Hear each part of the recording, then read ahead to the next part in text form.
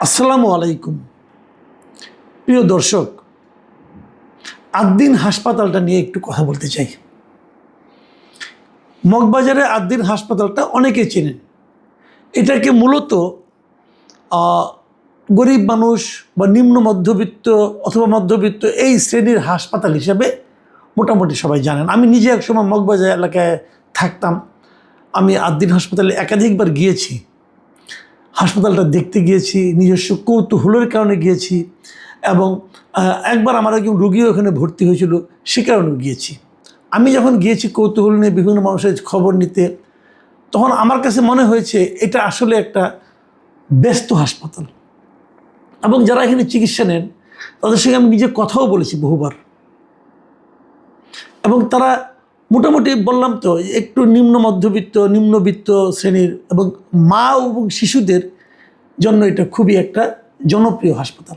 যাই হোক, সেই হাসপাতালে যে ঘটনাটা যেটা ঘটেছে গত 27শে মে, আপনারা জানেন এটা অনেক আলোচনা এর মধ্যে হয়েছে। গত 27শে মে ভোরের দিকে এই আদ্দিন হাসপাতালের পোস্ট অপারেটিভ বা অবজারভেশন ওয়ার্ডে চিকিৎসাধীন 1 থেকে 3 দিন বয়সী নবজাতক 6 জন শিশু মারা গেছে, এবং এই শিশুদের শারীরিক অবস্থা ভালো ছিল। যেখানে যাদের রাখা হয়েছিল সেখানে নানা রকম জটিলতা, এসিটা কাজ করছিল না, ভেন্টিলেশন ঠিক ছিল না, এগুলোর কারণে মারা গেছে। এবং এটা নিয়ে ইনকোয়ারি কমিটি হয়েছে, অনেক কিছুই হয়েছে, এবং এটা বড় একটা, আমি মনে করি একটা অপরাধ এই হাসপাতালের জন্য। এটা নিয়ে ইনকোয়ারি কমিটির পর তারা একটা ব্যাখ্যা দেওয়ার চেষ্টা করেছে, সরকার সেই ব্যাখ্যাকে গ্রহণ করে নাই। এবং তারপর যে জিনিসটা হয়েছে সেটা হলো এটার লাইসেন্স আজকে বাতিল করা হয়েছে। স্বাস্থ্য অধিদপ্তরের ডিরেক্টর পরিচালক হাসপাতাল যিনি আছেন, তিনি এই হাসপাতালের লাইসেন্স বাতিল করে দিয়েছেন। এটা একটা বড় ঘটনা। বাংলাদেশে এই মাপের কোনো হাসপাতালের লাইসেন্স এভাবে বাতিল হওয়ার ঘটনা আমি আমার গত কয়েক বছরে আমি দেখেছি বলে মনে হয় না। এখন লাইসেন্স বাতিল হওয়ার পর কী হবে, এই প্রশ্নটা স্বাস্থ্য অধিদপ্তরের যিনি মহাপরিচালক আছেন তাকে জিজ্ঞাসা করা হয়েছিল, এবং তিনি বলেছেন, মহাপরিচালক অধ্যাপক প্রভাত চন্দ্র বিশ্বাস, তিনি বলেছেন যে লাইসেন্সবিহীন হাসপাতালে কোনো রোগীর চিকিৎসা নিতে যাওয়া উচিত নয়। যারা চিকিৎসা নিচ্ছেন আমরা কর্তৃপক্ষকে অনুরোধ করেছি সেসব রোগীকে যেন নিকটস্থ উপযুক্ত হাসপাতালে স্থানান্তর করা হয়। তাদের যদি কোনো সহায়তা দরকার হয় তারা যেন আমাদেরকে জানায়। এখন যে সমস্ত রোগী আছে তারা অন্য হাসপাতালে যাবেন, চিকিৎসা করবেন। আদ্দিন হাসপাতাল কার্যত বন্ধ, মানে আইন অনুযায়ী বন্ধ, এর মধ্যে কোনো চিকিৎসা চলতে পারবে না। দেখুন, এই হাসপাতালের যে অপরাধ তারা করেছে, অপরাধের অবশ্যই শাস্তি হওয়া দরকার। এই শাস্তির জন্য যারা দায়ী তাদেরকে শাস্তির আওতায় আনতে হবে। যে কক্ষটা বলা হচ্ছে কক্ষটা ঠিকঠাক মতো বানানো হয় নাই, কক্ষটাকে বন্ধ করে দেন, ওই চ্যাপ্টারটাকে ক্লোজ করে দেন, আপনারা কোনো সমস্যা নাই।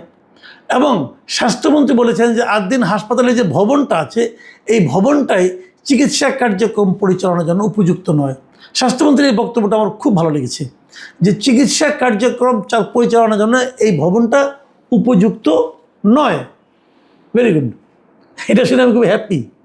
কিন্তু আমার প্রশ্নটা হচ্ছে অন্য জায়গায়। সে প্রশ্নটা হলো, ঢাকা শহরে কেবল নয়, সারা দেশে কয়টা হাসপাতাল ভবন চিকিৎসা কার্যক্রম পরিচালনার জন্য উপযুক্ত তা কি আপনি বলতে পারবেন? আপনারা কখনো ঢাকা মেডিকেল কলেজ হাসপাতালে ঢুকেছেন? আপনি ইমার্জেন্সি যেখানে আছে সেখান থেকে ঢুকবেন, পশ্চিম পাশ দিয়ে বেরিয়ে আসবেন।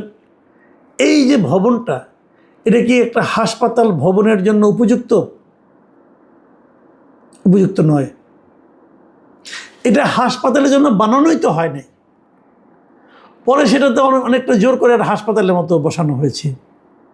কিন্তু এটা কিন্তু হাসপাতাল হিসেবেই অনেক বছর ধরে আছে, এবং দেশের সবচেয়ে বড় হাসপাতাল বলা যায় এটাকে। আচ্ছা ঠিক আছে, আমি একটা বেসরকারি হাসপাতালের নাম বলি। এই ধানমন্ডি এলাকায় একটা হাসপাতাল আছে, আনোয়ার খান মডার্ন হাসপাতাল। কখনো এর মধ্যে ঢুকেছেন? ঢুকে দেখবেন মনে হবে আপনি একটা গুহার মধ্যে ঢুকে গেলেন। এখানে ভেন্টিলেশনটা কোন দিক দিয়ে হয় আমি বুঝি নাই, আমি নিজে ঢুকেছিলাম। তো এরকম হাসপাতালে কিন্তু আমি 2টার নাম বললাম র্যান্ডমলি, তার মানে এই না এই 2টা আবার আমাকে ব্যক্তিগতভাবে অন্যভাবে নেবেন না। কারণ এই সমস্ত হাসপাতালে কিন্তু কোন হাসপাতাল ভবনটা হাসপাতালে হওয়ার উপযুক্ত কি উপযুক্ত না সেটা দেখার জন্য কিন্তু স্বাস্থ্য অধিদপ্তরের একটা ডিপার্টমেন্ট আছে। সেটা হলো এই যে পরিচালক হাসপাতালের যে দপ্তরটা। আদ্দিন হাসপাতাল ভবনটা যে হাসপাতাল পরিচালনা চিকিৎসা কার্যক্রম পরিচালনা উপযুক্ত নয় ভবনটা, এটা স্বাস্থ্য অধিদপ্তর একদিন বুঝলো না কেন? স্বাস্থ্য অধিদপ্তর একদিন এখানে কেন আসে নাই?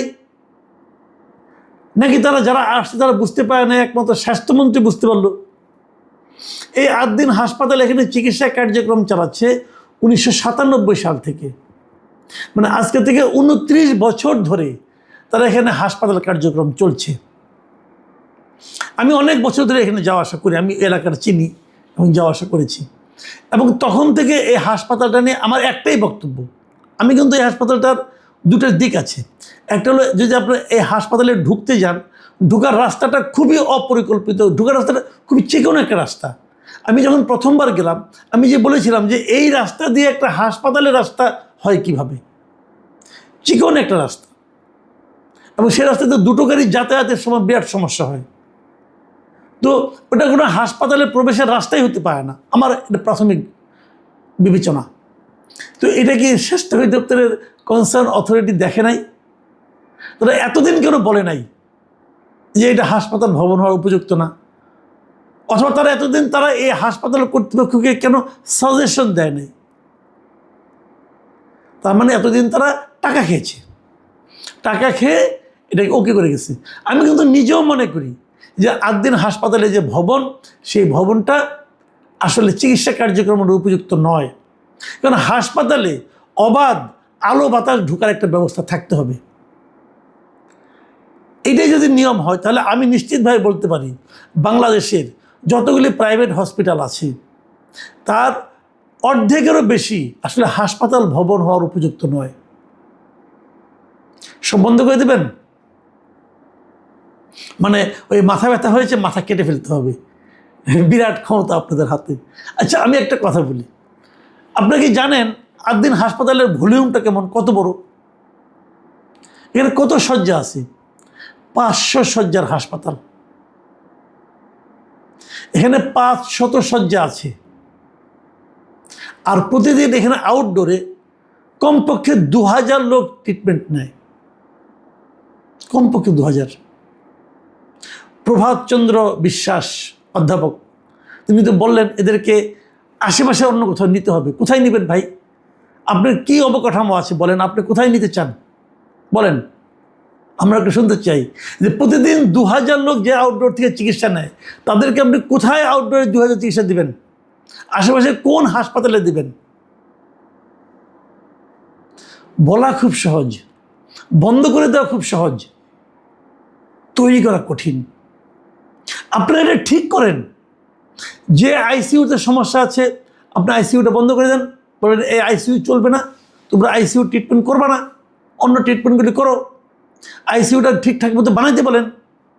অথবা আর যে যে জায়গায় সমস্যা আছে সেই সেই জায়গাগুলো আপনারা চেঞ্জ করান।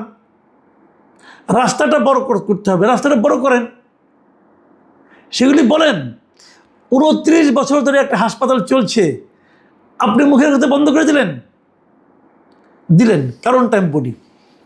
কারণ এখানে কিন্তু অনেক ব্যবসায়িক প্রতিদ্বন্দ্বী কাজ করে, আমরা কিছু কিছু জানি, সেগুলো সব তো বলা যাবে না, বললে বলবে তথ্য প্রমাণ দাও, হ্যান করো ত্যান করো, ওটা একটা ঝামেলা আছে। কিন্তু কিছু কিছু জানি।